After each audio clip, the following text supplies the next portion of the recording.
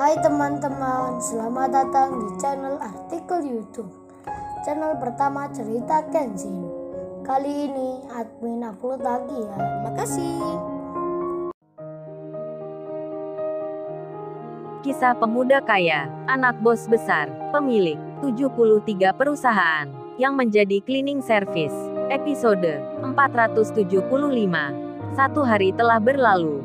Setelah Kenshin ke desa itu, bertemu Larissa dan Kalia, membicarakan proyek yang akan dibangunnya.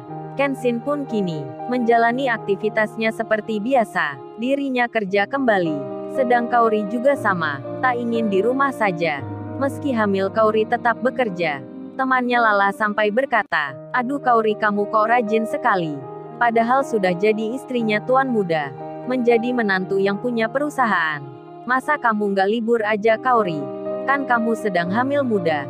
Kaori menjawabnya, "Ya nggak apa Lala, daripada di rumah saja, kan gua bisa bosan. Mending waktunya bermanfaat, dipakai kerja kayak gini." Lala pun mengerti, begitu pula teman kantornya yang lain. Dan Kenshin sendiri, meski akan punya anak, bahkan kini sedang mengerjakan proyek yang besar, Kenshin pun tetap sama, tak bekerja di kantoran. Kenshin lebih memilih menjalani hal yang sederhana, seperti yang biasanya, hingga di suatu ketika, saat Kenshin dalam perjalanan, dari kepentingan pekerjaan, Kenshin pun akan kembali. Kemudian ia sempat berhenti di pinggiran jalan, sambil minum es kopi. Di sela itu Kenshin tak sengaja melihat ke arah seberangnya, yang nampak banyak orang, terlihat sedang berdesak-desakan, berada di pintu perusahaan, yang akhirnya diketahui mereka sedang melamar kerja. Kenshin pun bertanya pada penjual es di situ, "Oh ya Pak, memang itu perusahaan apa ya? Kok baik sekali, di kondisi seperti ini, masih menerima pegawai baru, membuka lowongan kerja." Penjual es itu menjawabnya, dengan nada tak suka, mukanya berkerut lalu berkata, "Baik apanya Mas? Perusahaan itu nyatanya penipu. Itu hanya kedok saja, agar mereka mendapat uang tambahan. Tiap bulan juga banyak pelamar kerja yang datang ke situ. Mereka pencari kerja, semuanya belum tahu akan hal yang sebenarnya." Kenshin pun tak mengerti, langsung saja bertanya lagi, "Memang maksudnya apa ya Pak? Kok Bapak bilang perusahaan itu tak baik?" Penjual es itu menjawabnya, "Yaitu Mas, keponakan saya juga kena menjadi salah satu korbannya. Dulu pernah melamar kerja di situ. Tapi setelah diterima, ada sejumlah persyaratan yang harus dipenuhi. Salah satunya membayar uang untuk pakaian baru dan kebutuhan lainnya. Ponakan saya membayar 5 juta. Itu pun uang dicarikan hutang. Yaitu Mas, karena senang diterima kerja. Apalagi perusahaan itu besar, jadi membayar pun tak masalah. Tapi ternyata, di awal masuk kerja, mendapat kontrak 3 bulan. Baru 2 minggu kerja, ponakan saya langsung keluar. Katanya nggak kuat, sering dimarahi. Begitu pula dengan teman-temannya, mereka pun sama, keluar kerja semua. Dan saya kira, mereka yang kerja di perusahaan itu, memang sengaja melakukan, pakai modus begitu, membuat orang tak betah kerja. Hingga ponakan saya keluar, padahal sudah membayar uang. Jadinya uang itu hilang." Kenshin yang mendengar cerita dari bapak penjual es di pinggir jalan. Kenshin merasa penasaran, ingin tahu selengkapnya tentang informasi tersebut. Kemudian Kenshin bertanya, "Oh ya Pak, apa selama ini tidak ada orang yang melaporkan ke polisi? Kan itu sama saja praktek penipuan." Bapak itu langsung menjawabnya, "Ya tentu saja nggak ada yang berani Mas. Apalagi kita orang yang tak punya. Mau melaporkan malah nanti kita yang dipenjara. Namanya saja perusahaan besar, orang-orangnya berduit, mereka bayar pajak bulanan. Bahkan seringkali juga terlihat, ada beberapa oknum polisi masuk ke situ. Ya kita nggak berani melakukan untuk melaporkan mereka, dan semua orang yang jadi korbannya hanya bisa pasrah saja." Kenshin pun mengerti, dan dilihat lagi ke arah seberangnya. Para pelamar kerja sedang mengantri. Mereka nampak banyak sekali. Kemudian Kenshin pun mendekati, ingin tahu dirinya, pekerjaan apa yang dibutuhkan di situ. Namun saat Kenshin menghampiri, malah dikira oleh security dirinya juga sama, akan menaruh lamaran kerja. Pas security pun bicara, "Hei lu yang pakai baju biru, kamu mundur ke belakang. Jangan masuk begitu saja ke depan. Ini banyak orang yang antri. Kalau mau dapat kerja di sini, ikuti aturan. Jangan main serobot begitu saja. Seketika itu juga, para pelamar kerja yang lainnya, yang berada di situ, ikut pula bersorak, meminta Kenshin agar segera mundur. Kenshin pun langsung saja, membalikkan badannya, berjalan kembali ke belakang. Sebenarnya Kenshin ingin menjelaskan, kalau dirinya tak melamar kerja. Namun hal itu mungkin tak penting. Apalagi saat ini banyak orang. Kemudian Kenshin melihat-lihat, suasana yang ada di sekitarnya. Nampak pemuda-pemuda, yang baru lulus sekolah. Tak jarang pula orang dewasa, yang membawa ijazah kuliah. Mereka berdiri sedang antri, untuk mendapatkan pekerjaan. Kenshin pun hendak kembali, akan melanjutkan jalannya lagi, untuk meninggalkan tempat ini. Namun saat itu posisinya, ternyata sudah berada di tengah-tengah.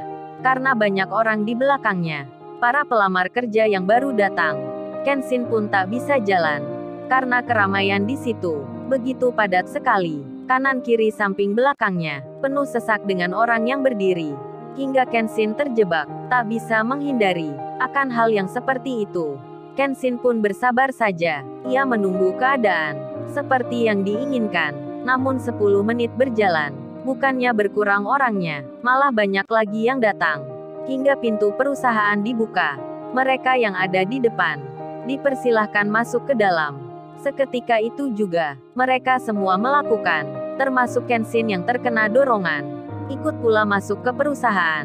Dan tiba-tiba saja, Kenshin malah diarahkan pada orang yang duduk di meja. Terlihat di depannya banyak sekali orang yang siap mewawancara kerja. Kenshin pun dipanggil. Mas-mas, kamu cepat ke sebelah kiri. Datang ke meja nomor 9. Orang itu mempersilahkan Kenshin agar segera berjalan ke tempat yang ditunjukkan.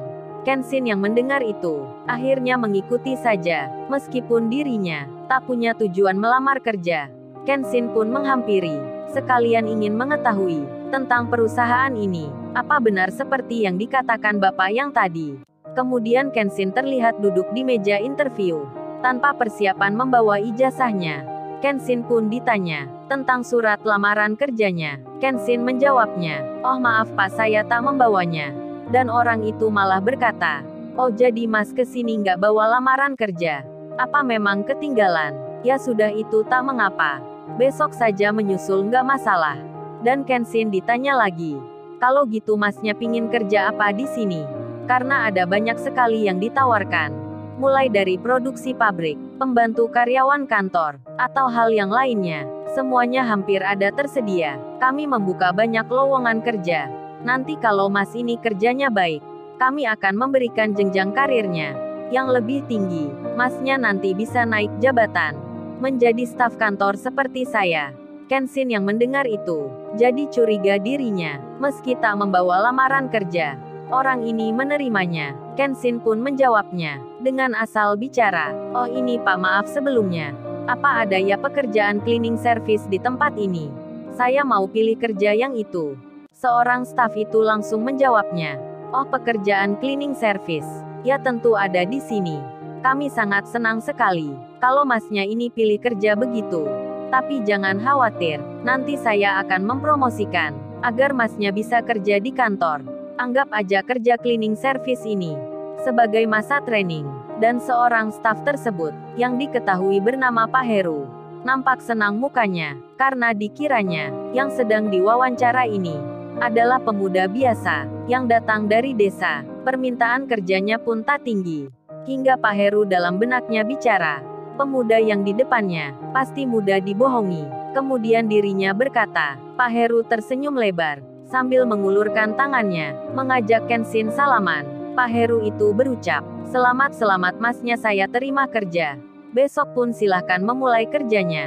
Kami sangat senang menerimanya. Tapi maaf sebelumnya, di sini ada persyaratan awalnya. Kontrak kerja selama 3 bulan. Dan Masnya harus membayar uang. Kalau untuk pekerja bagian produksi, biasanya membayar 5 juta. Berhubung Masnya pilih cleaning service, jadi jumlahnya tak banyak. Hanya kena 3 juta. Itu pun sebenarnya untuk keperluan Masnya sendiri. Dan kami melakukan itu pada semua pelamar kerja." Kenshin pun langsung menjawabnya, "Iya Pak, nggak mengapa. Saya akan membayarnya." Pak Heru pun lalu bicara, Oh ya, saya mengingatkan dulu ya. Masnya harus kerja selama 3 bulan. Kalau kurang dari waktu itu masnya keluar, uangnya akan hilang. Anggap aja sebagai jaminan. Kenshin pun mengerti. Dalam hatinya bicara, benar juga kata bapak yang tadi. Ternyata di tempat ini, memang begitu. Dan tak disangka, di luar rencana, di luar dugaan. Meskipun sedang sibuk, Kenshin memutuskan, beberapa hari akan kerja, menyamar jadi cleaning service di perusahaan itu. Lalu, bagaimana kisah selanjutnya? Subscribe channel ini untuk episode berikutnya. Terima kasih. Jangan lupa ya guys, untuk kelanjutan ceritanya ada di artikel YouTube. Jangan lupa subscribe ya guys, dan tekan notifikasinya